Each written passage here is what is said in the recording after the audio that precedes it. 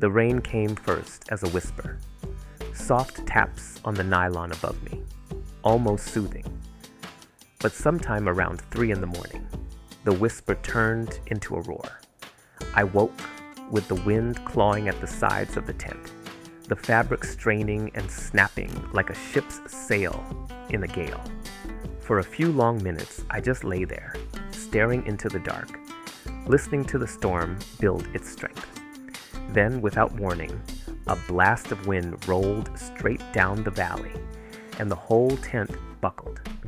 I felt the pole dig into my shoulder, the walls flattening around me like a heavy, wet blanket. My heart jumped into my throat. I was half asleep, trapped in a cocoon of thrashing fabric, water dripping onto my face, with thunder rolling somewhere close enough to rattle my bones. I wrestled to sit up, but each time I tried, the tent sagged lower. A flash of lightning turned the world white for a second, and I caught the sight of rain streaking sideways, a blur of trees bending and shivering in the wind. The ground beneath me was already damp, a cold slickness creeping through the floor of my sleeping bag. I muttered a few choice words under my breath and fought my way free, crawling on my elbows until I could force the zipper open. Rain hit me like a wall the moment I poked my head out, soaking my hair flat in seconds. The storm didn't care about my little shelter. The sky above was a black cauldron, boiling with thunder and light. I scrambled out barefoot, my feet sinking into the mud, and tried to lift the tent back into shape. The poles were twisted. One of the stakes had torn loose, and every gust dragged the whole mess toward the trees. I was half laughing, half panicked. My hair plastered across my face, holding onto the tent with one arm while the other fumbled for the stubborn stake.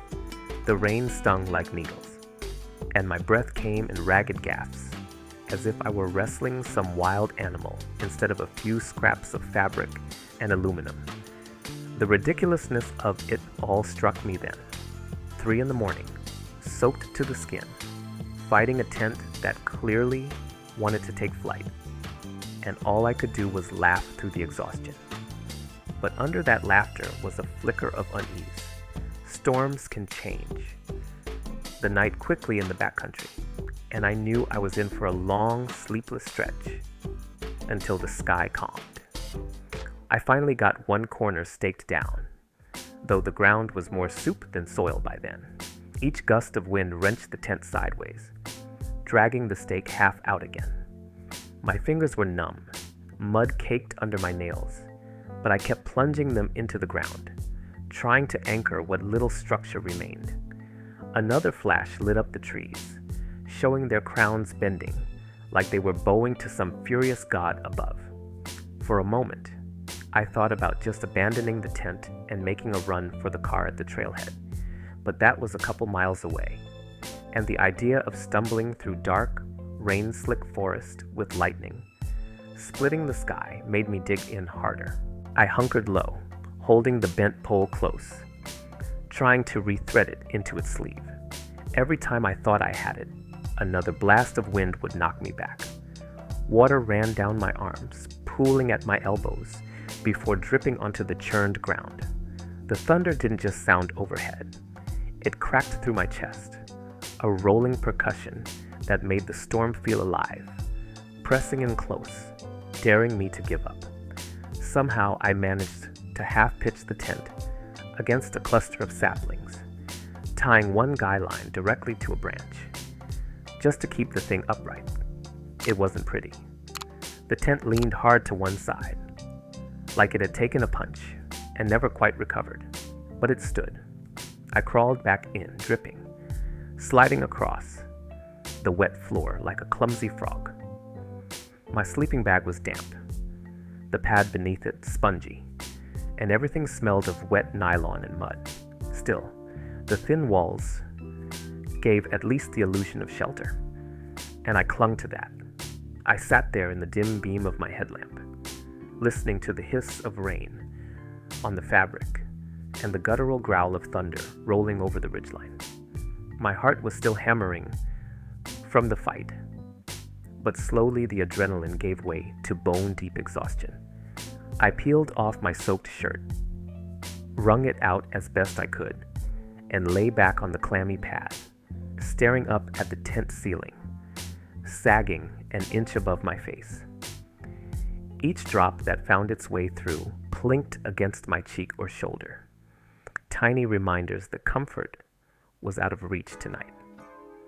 Somewhere in the midst of it, I laughed again, half in disbelief, half in relief. I thought of all the quiet nights I'd spent camping. Stars spread like jewels across the sky, a gentle breeze drifting through the pines. Tonight was the opposite, raw, chaotic, a night that stripped everything back to stubborn endurance. No peace, no romance of the wild. Just me, a battered tent, and the storm hammering the world around us. When the sky finally began to pale, I wasn't sure I had slept at all. My body felt heavy, my eyes raw, but I must have drifted in and out, jerked awake each time the tent rattled or a drip found its way onto my face. By the time the thunder had faded into distant rumbles, I was half sitting up, headlamp still strapped crooked across my forehead, just waiting for the light. The first hint of morning crept in as a faint gray glow through the nylon. I unzipped the door flap and pushed it aside, blinking against the drizzle still hanging in the air. The world outside looked like a battlefield. Branches littered the ground, slick and broken, their leaves plastered flat. Puddles had formed in every dip of earth, and the trail down the ridge was now a thin stream of rushing brown water. My boots, which I'd left just outside, were half submerged in mud, one tilted on its side as if it had tried to crawl away in the night. I stepped out barefoot, the ground cold and spongy, and just stood there for a while, taking it all in.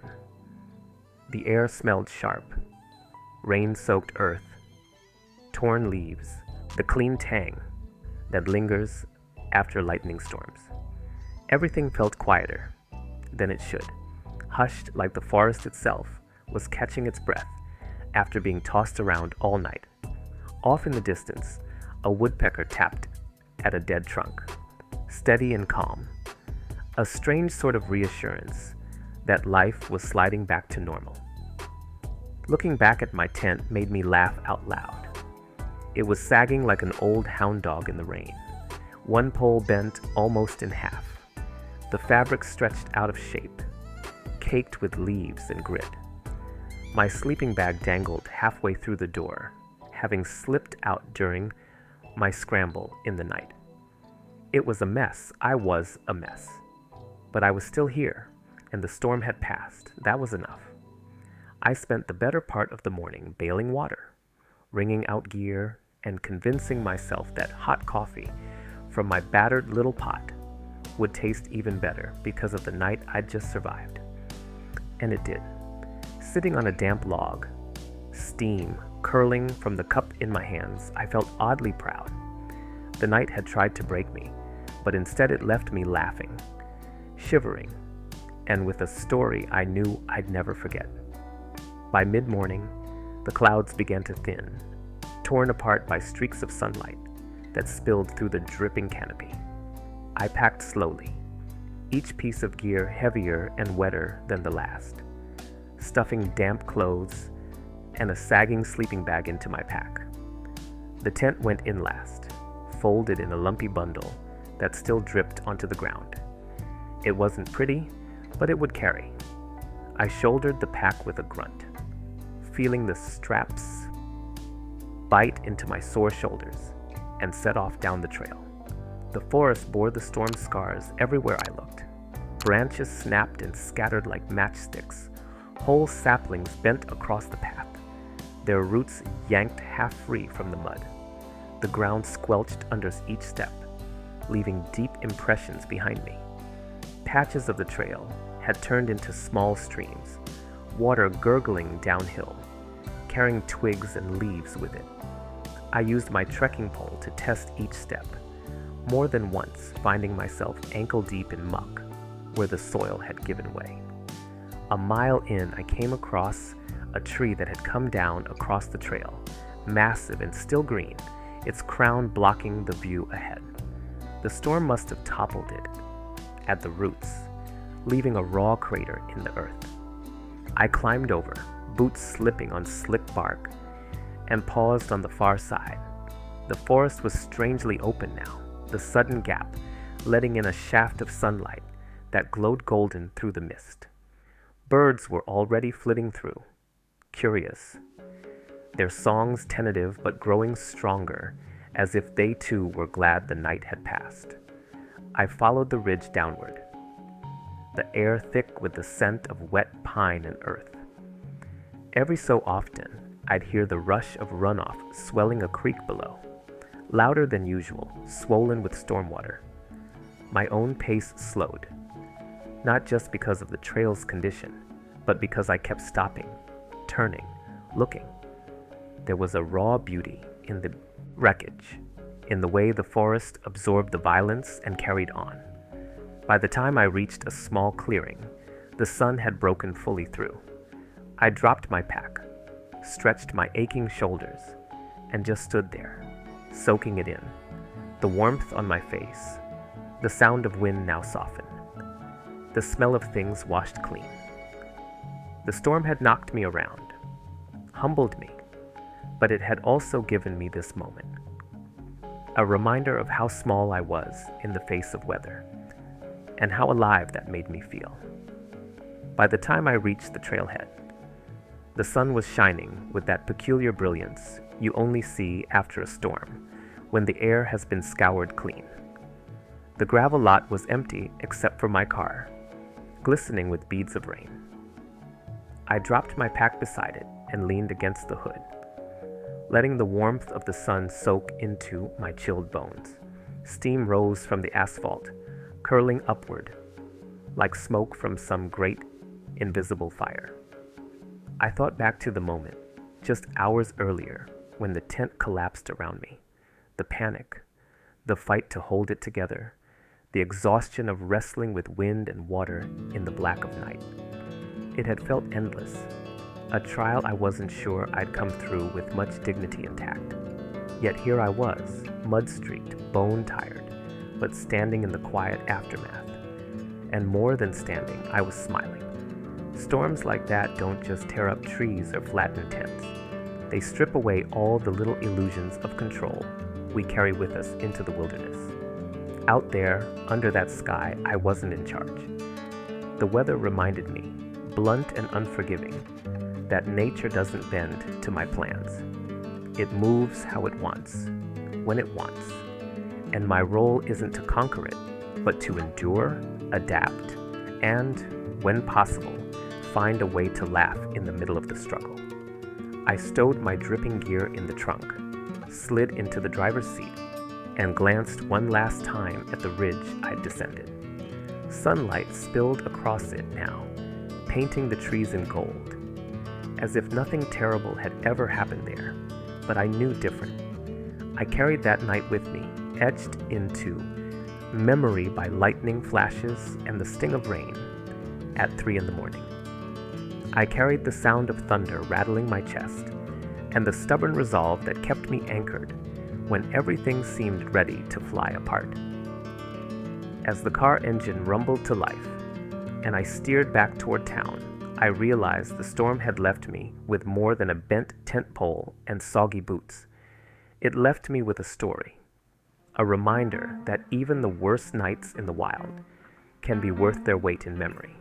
Some trips are about the views, the quiet, the beauty. Others, like this one, are about surviving the chaos and coming out on the other side a little tougher, a little wiser, and with a deeper respect for the world that doesn't answer to me. And in the end, that was enough.